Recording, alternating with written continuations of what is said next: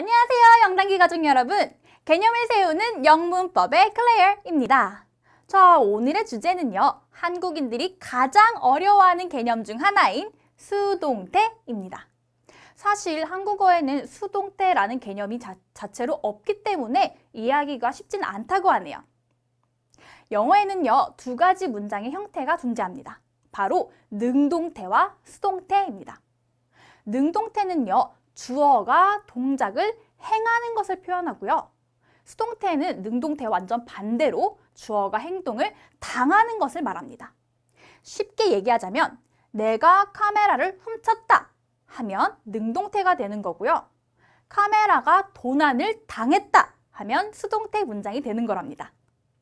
우리가 흔히 수동태라고 하면 능동태의 목적어가 수동태의 주어가 되고 동사는 BPP가 된다라고 마치 공식처럼 암기를 했는데요.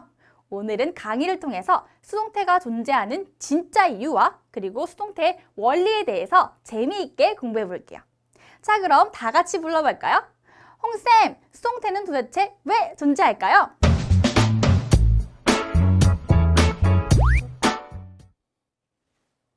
네, 안녕하십니까. 영단기 홍진걸이 전해드리는 개념을 세우는 영문법 시간이 돌아왔네요. 자, 오늘의 주제를 보겠습니다. 오늘의 주제는 수동태입니다. 수동태는 왜 존재하나요? 자, 우리 학생들 수동태를 많이 어려워들 하시는데 이게 왜 어렵냐면 한국말과 영어의 차이 때문에 어려운데 그 어려운 이유, 수동태가 무엇인지 아주 그 심층적으로 분석해 보겠습니다. 수동태가 왜 어려울까? 수동태를 어떻게 극복할 것인가? 수동태의 원리는 무엇인가?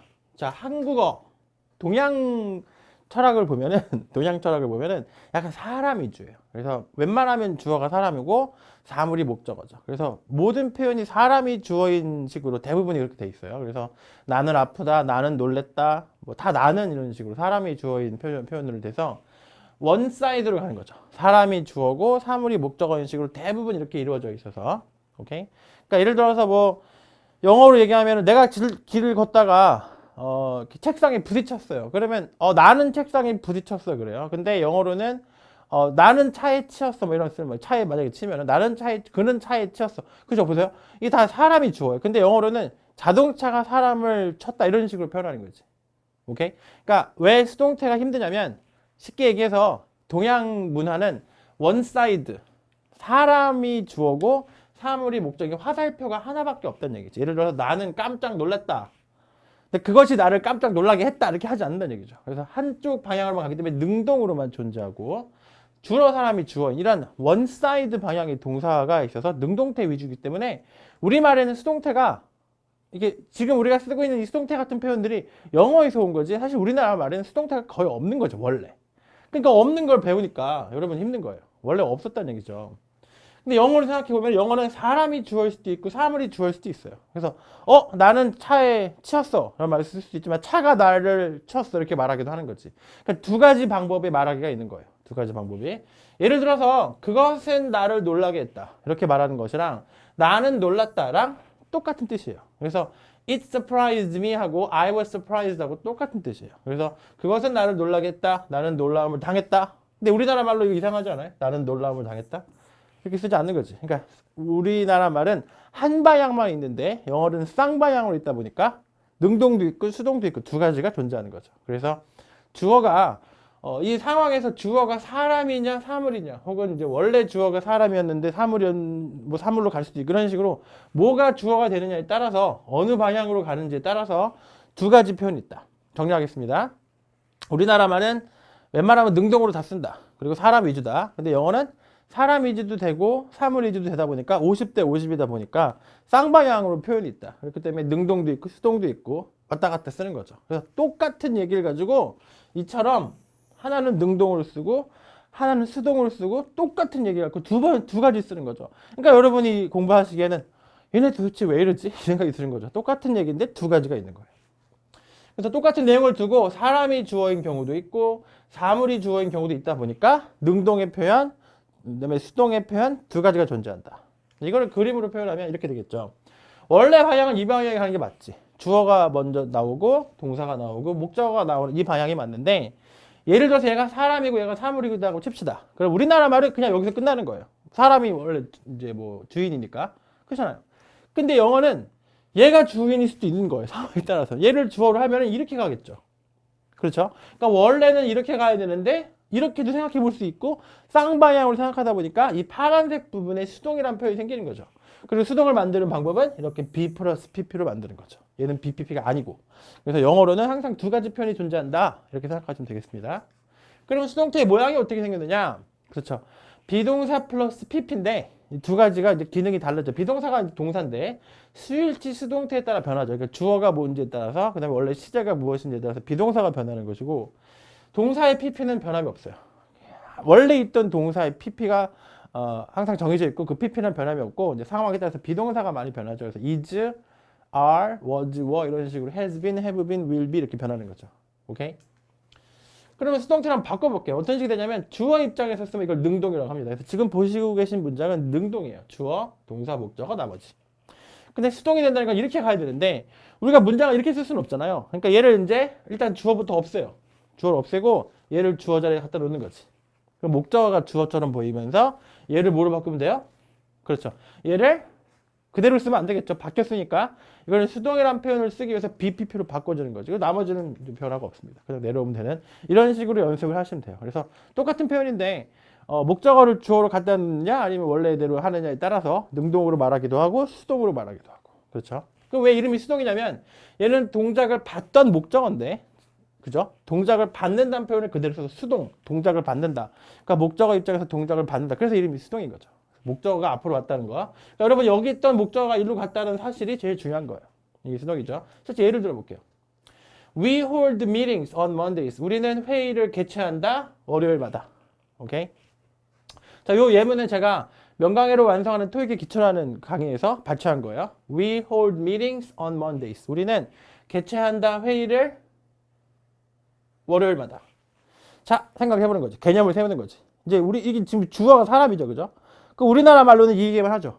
우리나라 말로는 우리는 회의를 연다. 월요일. 이게 이제 우리나라식 동양식 사고방식인데 이렇게 말하기도 하고 서양식은 다르게 말하기도 한다는 얘기죠. 뭐가 주어가 될 수도 있다? meetings가 주어가 될 수도 있다. 그래서 meetings가 위가 없어지면서 meetings가 앞으로 가는 거지. 그럼 얘 입장에서는 hold가 BPP로 변해야 되는데 비동사를 쓰는 게 이제 관건인 거죠. 근데 현재 시제라는 걸 생각해 보시면 그대로 현재 시제이고 meetings가 복수니까 다 같이 are. 그래서 RPP가 되겠죠. 그럼 hold의 PP형을 쓰면은 hold, held가 되게 held로 변하면서 are held가 되겠죠. are held. 나머지는 그냥 내려온다. 그래서 meetings are held on Mondays. meetings are held on Mondays랑 we hold meetings on Mondays랑 그 말인 거죠. 그래서 영어로는 이처럼 능동으로 말하는 표현도 있고 수동으로 말하는 표현도 있는데 이런 것들을 이제 습관적으로 그래서 수동이 존재하는구나. 목적어 입장에서도 말할 수 있구나. 이런 게 이제 수동의 개념인 거죠. 개념 세우기를 통해서 영작을 통해서 한번 이해해 봅시다. 자, 이 컴퓨터는 중국산이다 부터 한번 해볼게요. 이 컴퓨터는 중국산이다. 이 컴퓨터는까지 끊고 영작을 해볼게요. 그럼 이 컴퓨터는 this computer 써볼게요. this computer. 그 다음에 중국산이다 표현을 이해하셔야 돼요. 중국산이라는 얘기는 중국에서 만들어졌다는 뜻이죠. 그러니까 컴퓨터가 만든 것이 아니라 만들어진 상황이죠. 그렇죠? 근데 이거를 우리나라 말로는 능동처럼 쓰지만 사실 사람 입장에서 보고 정확하게 쓰는 거지. 그러니까 영어에서 능동과 수동이 둘 다 존재하는 이유는 쉽게 얘기해서 한국말보다 더 정확하다는 얘기죠. 우리나라 말로 하면은 그냥 대충 뭐 컴퓨터니까 뭐 만들어졌겠지라고 생각하는 거예요. 그러니까 보통 영문법을 공부해 보시면 한국말이랑 영어랑 다른 이유가 대체적으로 한국말보다 영어가 더 정확한 거지. 그러니까 이거를 대충 뭐 중국산이다, 중국 만들어짐 이렇게 뭐 알아듣는 게 우리나라 말 약간 알아서 알아듣는 건데 이게 능동인지 수동인지 정확하게 쓰는 거죠. 컴퓨터 입장에서 만들어지는 거니까 BPP를 써야 됩니다. 그래서 is 비동사, is made, make의 만들다의 PP. 그 다음에 중국에서 그러니까 중국에서 나라를 쓸 때는 in을 써요. 그래서 in. 그다음에 대문자 C 해서 China. 그래서 this computer is made in China. 확인해 볼까요?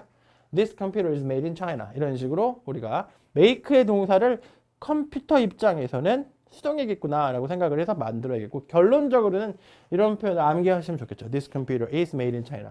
여러분 이런 made in China라는 표현을 각가지 물건 뒷면에서 볼 수 있죠. made in China. 그래서 외워서 영작해보는 것도 괜찮죠. 첫 번째 be made를 여러분 좀 친숙한 표현으로 한번 써봤습니다. 두 번째 가볼까요? 예문 2. 이 집은 작년에 지어졌다. 역시 집 입장에서는 짓는 게 아니라 지어지는 것이기 때문에 수동태일 것이다. 그래서 이 집은 2니까 또 this네요. This house. 그 다음에 이제 짓다. 어떤 집을 짓다의 짓다가 이제 영어로 뭔지 아셔야 되는데 그게 뭐예요? 집을 짓다? 뭔가 이렇게 짓다, 건물을 짓다? 건물을 building이라고 하죠. 그러니까 build라는 동사를 써야 되는데 작년에 지어진 거니까 과거 시제죠. 그래서 이거 조심하셔야 돼요. was를 써야 되죠. 작년이니까. was를 쓰시고 그 다음에 build의 3단 변화가 build, built 이 과거 시제. 그 다음에 built 이런 걸 3단 변화라고 하죠. build, built 외우고 계셔야 돼요. 지금이라도 외우세요. build, built. 이 3단 변화를 좀 열심히 해주셔야 돼요. 여러 가지 쓸모가 있죠. PP가 build, built. This house was built. BPP. built. 그러니까 이 포인트가 was죠. 작년이니까 과거 시에 써야 되는 거지. 자, 작년에 영어로 뭐라 그랬냐면 그냥 last year만 쓰시면 돼요. 외우세요. 작년에가 영어로 뭐다? last year 이래 놓고 이제 점 찍으면 끝나는 거지. 그럼 this house was PP was built last year. 이 집은 작년에 지어졌다. 완벽하게 여러분 잘 하셨습니다. 자, 마지막 가볼까요? 자, 세 번째는 나는 매우 실망했다. 이것까지 맞추면 여러분 100점인데 이게 쉽지 않죠. 왜냐하면 동사가 되게 정확한 거지. 우리나라 말로 하면 나 실망했어. 너 실망이야. 나 실망이야. 너 실망이야. 뭐야 도대체 누가 실망한 거야? 이게 되게 애매한데 영어로는 되게 정확한 거지. 여기서 이 실망하다가 중요한 거. 이 동사가 상당히 정확하게 전달이 돼야 되기 때문에 능동성이 존재하는 거죠. 일단 어쨌든 내가 알고 할 수 있는 나는부터 해볼게요. 그럼 I. 그렇죠? 그 다음에 이제 실망하다가 영어에 없어요. 실망하다가 없고 실망시키다가 영어로 disappoint인데 중요한 것은 이 동사가 아주 정확해야 돼요. 실망할 수는 없는 거예요. 왜냐면 실망시킬 수밖에 없는 거지. 내가 실망을 능동적으로 할 수는 없거든요. 그렇기 때문에 무조건 실망시키다라는 뜻인 거를 모르면 이 문장은 이제 이해가 안 가는 거죠. 그래서 disappoint의 뜻을 정확하게 이해하시고 왜 이런 식의 뜻이 될 수밖에 없는지를 좀 이해하셔야 돼요. 실망을 할 수는 없는 거지. 능동이 아니에요. 원래 얘는 시키는 거지. 실망시킨다. 그러니까 무엇인가에 서 내가 실망을 얻은 거지. 그러니까 얘는 실망시키다라는 동사를 수동으로 써야 되는 거죠. 그럼 수동태는 어떻게 써야 된다? BPP를 써야 된다. 그래서 실망했다니까 뭐 am이나 was를 쓰면 되겠죠. 나는 매우 실망했다. 보통 am 쓰면 될 것 같아. I am 혹은 I was 상관없어요. I am 매우가 뭘까? 매우. I am very 그 다음에 수동태니까 I am very disappointed. I'm very disappointed. 왜냐하면 실망시키는 걸 내가 당한 거지. 그러니까 나는 매우 실망시킴을 당했다 이런 뜻이죠. 무엇인가에 의해서. 그렇죠? 그래서 I was very disappointed. 아까 말씀드린 was도 가능합니다. 그래서 I was very disappointed. I was very disappointed. I am very disappointed. 이렇게 암기하셔도 좋은데 단계별로 이해하셔야 돼요. 이걸 왜 수동태를 썼느냐? 왜 수동태를 썼냐면 이 단어 뜻 자체가 사람이 주어가 아니라 사람이 목적어인 뭔가가 실망시키다는 뜻이었는데 수동으로 표현할 수밖에 없다는 거죠. 오케이? 그래서 세 번째 문제까지 풀어보셨습니다. 자, 세 문장을 요약을 통해서 오늘의 강의 정리해 보도록 하겠습니다.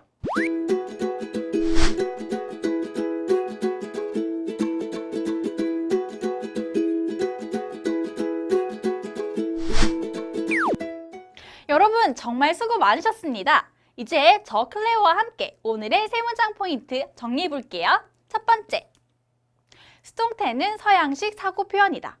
한국말에는 보통 사람이 주어이기 때문에 보통 능동태 표현을 많이 쓰는데요. 영어에서는 사람이 주어 그리고 사물이 주어가 될 수 있기 때문에 양방향성을 가진 능동태 그리고 수동태 표현을 모두 사용할 수가 있습니다. 두 번째, 수동태는 목적어가 주어가 되는 현상이다. 주어가 주어처럼 쓰이면 능동태이지만 목적어가 주어처럼 쓰이는 것 같으면 바로 수동태 표현이 되는 거죠. 세 번째, 수동태는 BPP의 형태를 가진다.